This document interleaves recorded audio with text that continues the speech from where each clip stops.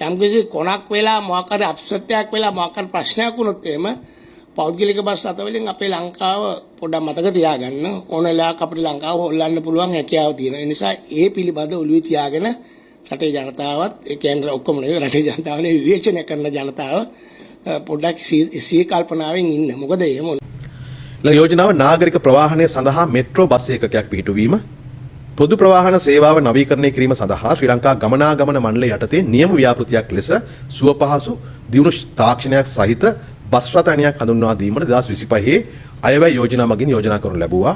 ඒ යටතේ බස්නාහිර පළාතේ කොළඹ ඇතුළුව මාකුඹුර, කඩුවෙල, කඩවත සහ මොරටුව යන ප්‍රධාන මාර්ග කොරිඩෝ කිහිපයක් ඔස්සේ මගී ප්‍රවාහනය සඳහා සුවපහසු පහත් පිවිසුම් සහිත බස් රථ 100ක් සේවය යෙදවීමට සැලසුම් කළා තියෙනවා. ප්‍රවාහන මහා මාර්ග වරායහ සිවිල් ගුවන් සේවා ඇමතුමා ඉදිරිපත් කළ යෝජනාව සැලකිලිටගෙන 2007 අංක 7 දරන සමාගම් පනත යටතේ ශ්‍රී ලංකා ගමනාගමන මණ්ඩලයට අයත් පරිපාලක සමාගමක් ස්ථාපිත කර යෝජිත ව්‍යාපෘතිය ක්‍රියාත්මක කිරීමට ඇමති මණ්ඩලය අනුමැතිය ලබා දුන්නා.